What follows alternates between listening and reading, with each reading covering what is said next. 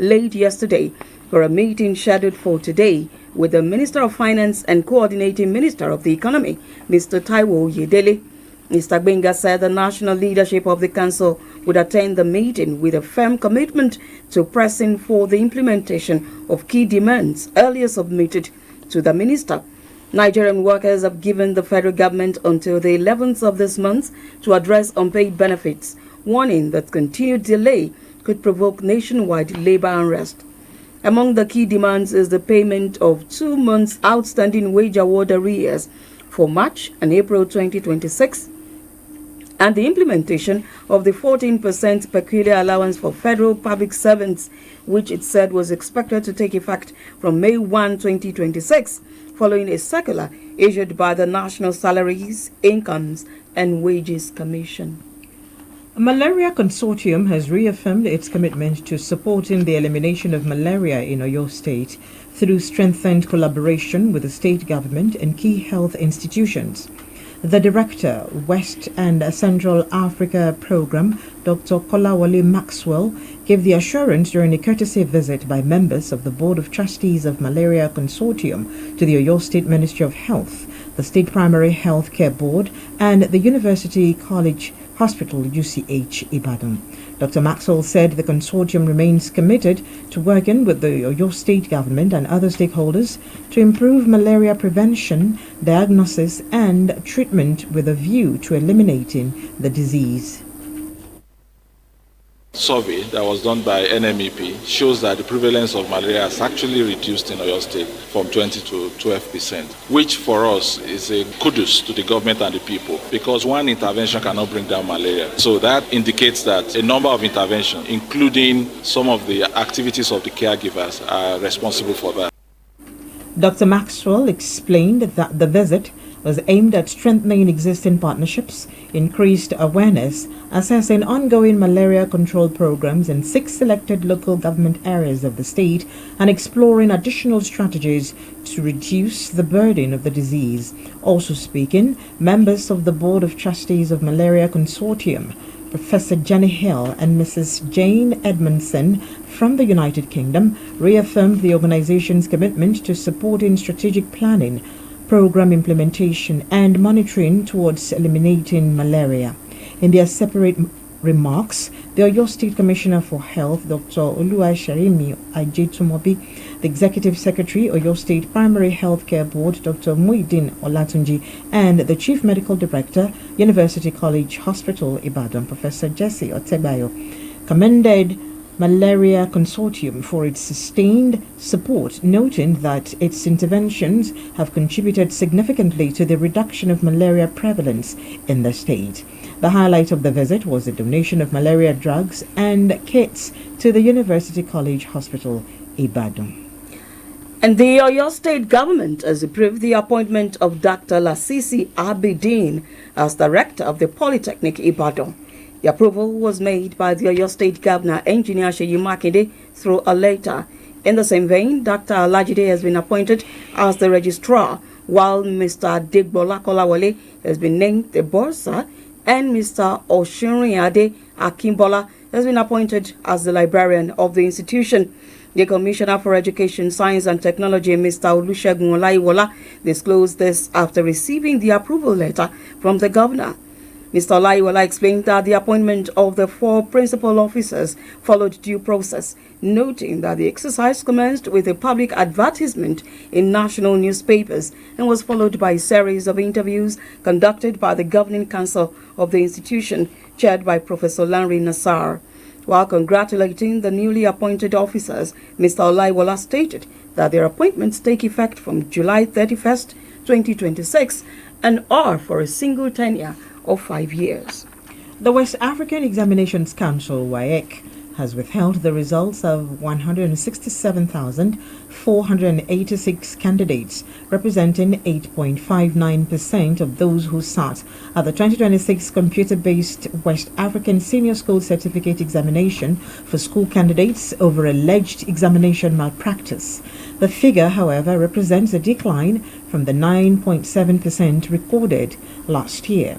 This was disclosed by the head of WAEC Nigeria National Office, Dr. Amos Dangut, who announced the release of the results in Lagos. Dr. Dangut said that the council withheld the affected results due to various infractions, including the increasing use of mobile phones in examination halls, despite the existing ban, and organized cheating in some schools, adding that they are nagging issues. He said some supervisors and invigilators found assisting candidates in malpractices had been arrested and would face disciplinary action through the relevant state ministries of education.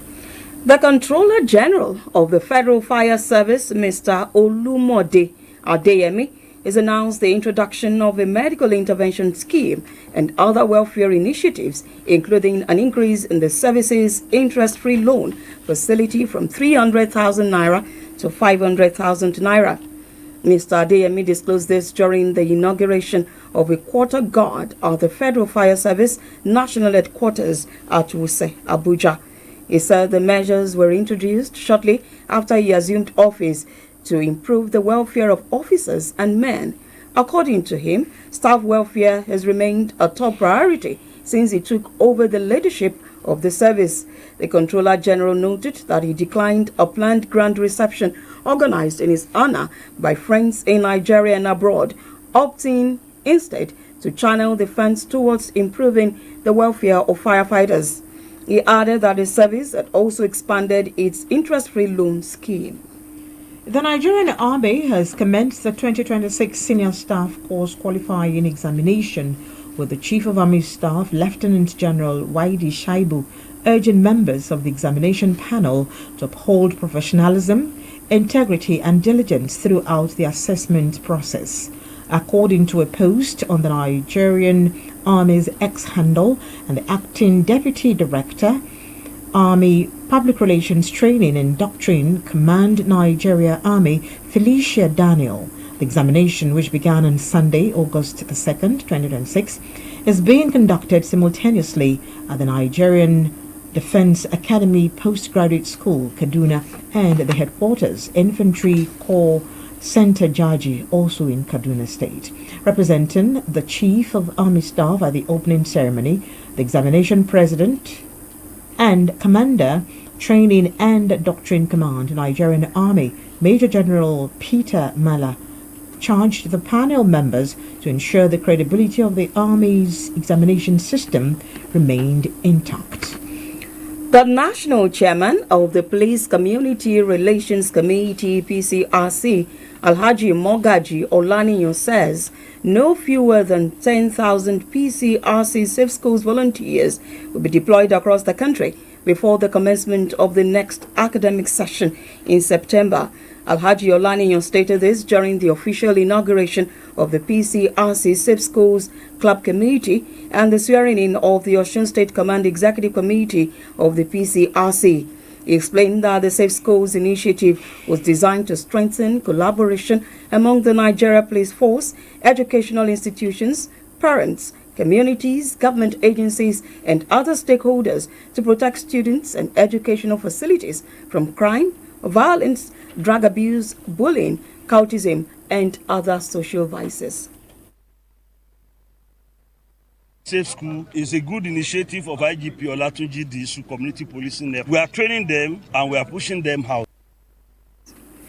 According to Alhaji Olaniyan, the initiative will also promote discipline, responsible citizenship, security consciousness, and peaceful coexistence among students. Speaking at the event, the Osun State Commissioner of Police, Mr. Ibrahim Gutan, represented by the Assistant Commissioner of Police in charge of administration, Mr. Demola Adebayo, emphasized that the security is everyone's responsibility, urging members of the public to remain vigilant and report suspicious persons or activities to security agencies. We will like them to cooperate with our teams if they were sent out to individual schools, because without cooperation we cannot achieve anything.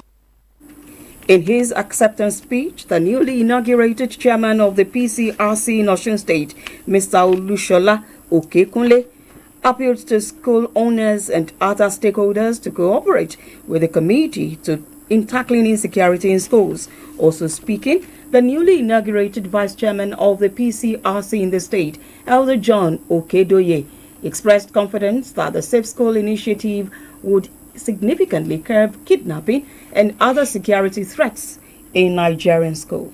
The Nigerian Navy ship NNS Beecroft, in a joint operation with the Nigeria Customs Service (NCS), has intercepted 4 boats laden with 518 bags of suspected smuggled parboiled rice along the Badagry waterways.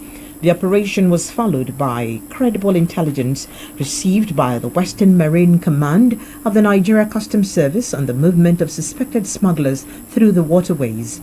The successful operation involved personnel from NNS Beecroft, the Nigerian Navy Special Boat Service, and officers of the Western Marine Command of the Nigeria Customs Service. He stated that the patrol team was deployed by the headquarters of the Western Naval Command. Speaking on the operation, the controller of the Nigeria Customs Service Western Marine Command, Mr. Patrick Ntadi, said the interception was made possible through timely intelligence and the support of the Nigerian Navy. And still on crime-related history or stories, Abia State Police Command says it has arrested 13 male suspects aged between 20 and 27 years over armed robbery, vandalism of government property, and unlawful possession of firearms. This was made known in a statement this morning by the command's public relations officer, Mrs. Maureen Chinaka. Exhibits recovered include 1 locally made pistol, 1 locally made single-barrel gun, 2 live cartridges, 1 Beretta pistol, and 1 pump-action gun. Other exhibits include 6 live cartridges, 1 cutlass, 1 axe, substances suspected to be hard drugs, walkie-talkies, 1 face mask, 2 red berets, a black one. Well, finally, on the security for now, the Nigeria Police Force Oyo State Command has arrested 3 suspected armed robbers and recovered a locally fabricated pistol during a stop-and-search operation in Ibadan, the state capital. The police public relations officer, Mr. Olayinka Ayonladi, in a statement said operatives of the Ulioli Divisional Headquarters intercepted 3 suspicious men riding a motorcycle around Rema Bridge 2 days ago. A search for the suspects led to the recovery of a cut-to-size locally fabricated pistol and an axe concealed in a black school bag. According to the police, preliminary investigations showed that the suspects are members of the Aye and Eye cult groups. The suspects also reportedly confessed to participating in a series of armed robbery operations. Mr. Ayonlade adds that the investigations have been intensified to uncover the full extent of their criminal activities and to arrest other members of the syndicate. This is the world today. The stories the media line so far. Federal government meets labor union over unpaid benefits. The Polytechnic Ibadan has gotten a new rector, Dr. Lasisi Abidin. Still to come, Canada opens new permanent residence program. Strait of Hormuz reopening underway as peace talks progress.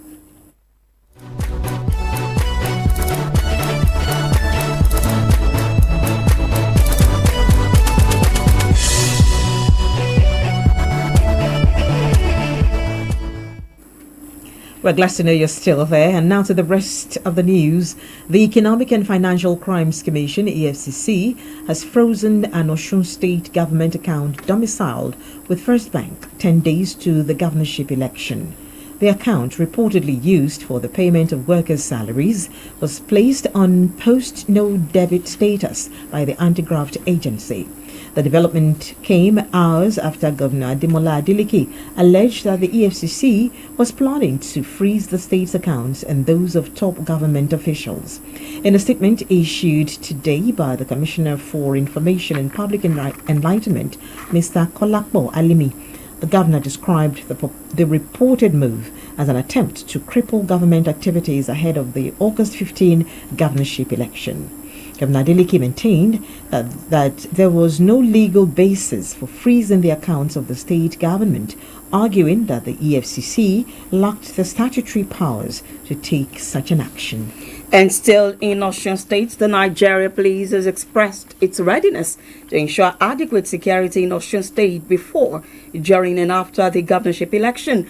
The newly deployed Commissioner of Police for the election, Mr. Samuel Erale, gave his assurance during a visit to the state governor, Senator Ademola Adeleke, at the Government House, Osogbo, the state capital. Mr. Erale said he was directed by the Inspector General of Police, Mr. Olatunji Disu, to coordinate security arrangements ahead of the election to ensure a peaceful atmosphere for the successful conduct of the exercise. He assured the governor and residents of the state that the police would remain professional in its conduct towards a free, fair, and credible poll. Responding, the state governor, Senator Ademola Adeleke, thanked the IGP for yielding to the demands of the state after the former commissioner of police has been alleged of partisanship. He said the state residents and government desire a conducive atmosphere for free and fair election, which is said remained a bedrock of democracy. He said that the police would work collaboratively with other lawful security agencies to ensure protection of lives and property of residents as preparation for the governorship election climax. And now to the foreign scene, a province in Canada, Ontario, has opened the application process for its new workforce priority stream, giving eligible foreign workers a new pathway to permanent residence through the Ontario Immigrant Nominee Program.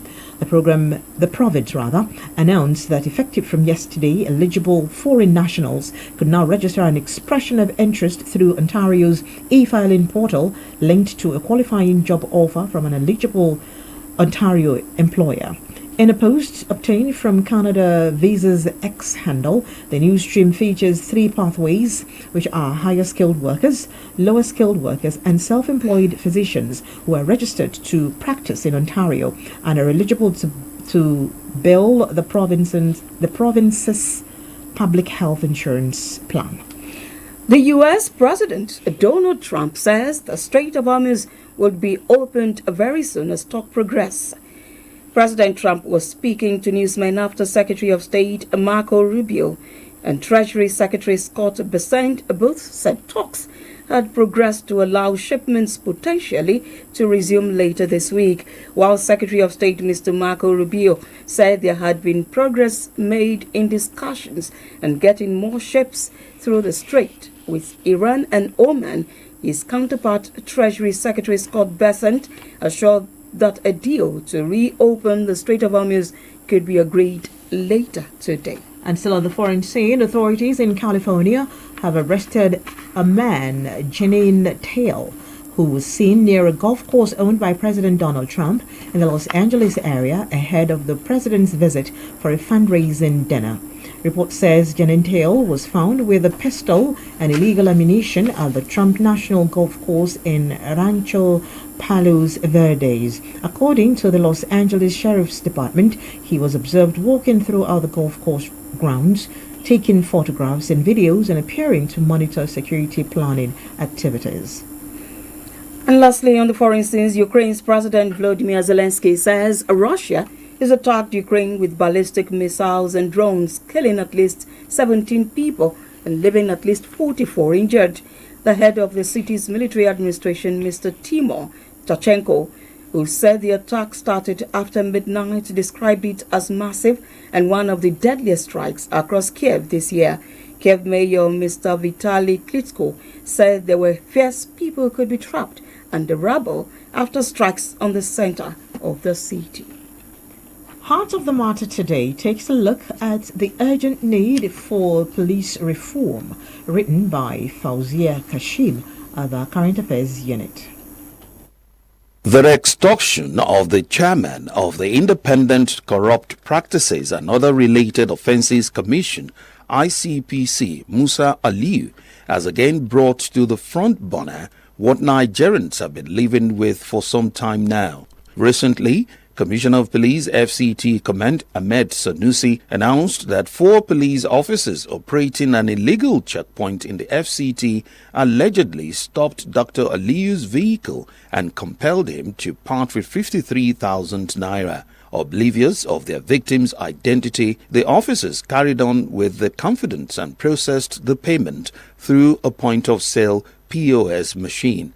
The incident is remarkable not because of its unusual status, but because it happened to someone whose office exists to combat corruption. If the chairman of the ICPC can be extorted on the highway, what hope does the ordinary citizen have? The FCT police boss, Mr. Sanusi, who described the officers as a gang of thieves, announced that they had been arrested and promised that they would be severely punished. The arrests are heartwarming, but this is not the first time Nigerians will be hearing of such assurances, as on assumption of office, every Inspector General Police comes with promises of zero tolerance for corruption and ordering the dismantling of illegal checkpoints, particularly on the highways. To some people, an encounter with them has proved fatal, as motorists have been beaten, brutalized, and even shot dead over arguments that began with demands for bribes. Nigerians are informed that orderly room trials have taken place behind closed doors. Officers are redeployed, suspended, or demoted. This is usually the end of the case. It is important that if public officers abuse their authority to extort citizens, criminal prosecution, not administrative relocation, should be the policy response, as extortion is a crime, while armed extortion using state authority is a greater offense. The extortion of the ICPC chairman must serve as a wake-up call to concerned authorities, such that the 4 officers involved in the episode should be investigated and, if found culpable, prosecuted before the courts. As part of efforts to ensure sanity, the force should look into how candidates who are seeking employment into the force are screened for integrity, emotional stability, and temperament. Countries such as the United Kingdom, Singapore, and Finland consistently ranks among the countries with the highest levels of public trust in policing, as recruitment standards are demanding. Training is intensive, accountability mechanisms are credible, and professionalism is deeply embedded in police culture. It behoves stakeholders to deploy extensive surveillance, intelligence gathering, and covert monitoring of officers on patrol. Gadgets such as body-worn cameras, dashboard cameras, GPS monitoring of patrol teams, undercover anti-corruption operations, asset tracing, and public complaint system should become routine exercise rather than exceptional. Reform needs not come from punishment alone, but must also address welfare and professionalism. Incentives such as better remuneration, decent accommodation, quality health care, continuous training, modern investigative tools, and merit-based promotion are essential components of a police service capable of earning public trust. That script on the urgent need for police reform was written by Fauzia Kashim of our Current Affairs Unit and read by Stephen Agbaji. There is a town in the United States of America, Whittier, where the residents live in a single 14-story building. For more on the city, let's join Munyolua Afolabi.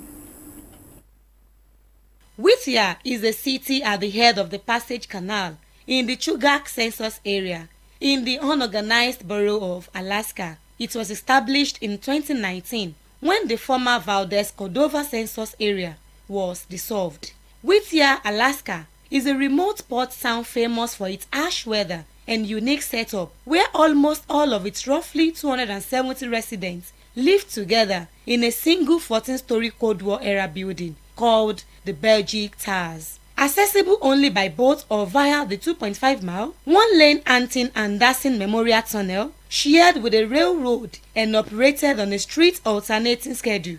The town serves as a major gateway to the tidewater glaciers of Prince William Sound.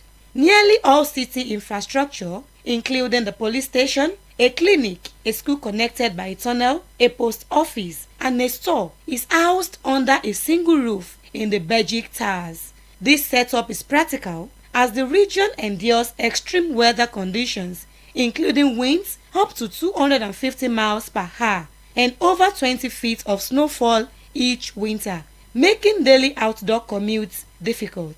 Despite its isolation, Whittier is a popular destination for tourists and outdoor enthusiasts, particularly during the summer month. And that script on Whittier City was written by an intern from Redeemers University, Ede, Osun State, Jesu Dunsin Owosheni. And with that, we've come to the end of the news on the world today from the stable of Radio Nigeria. But before we go, here again are the top stories. Mounting pressure from aggrieved Nigerian workers has compelled the Federal Ministry of Finance to convene an emergency meeting with the leadership of the Joint National Public Service Negotiating Council, JNPSNC, as growing economic hardship continues nationwide.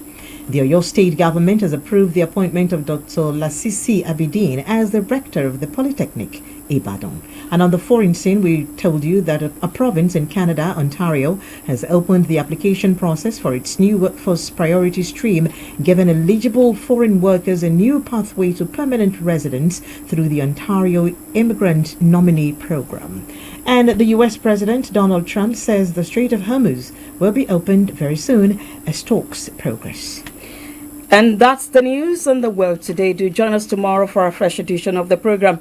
Rotimi Famaki edited. I am Feyi Shara Owomoyelan from my colleague Emilia Ujimudia, many thanks for your time.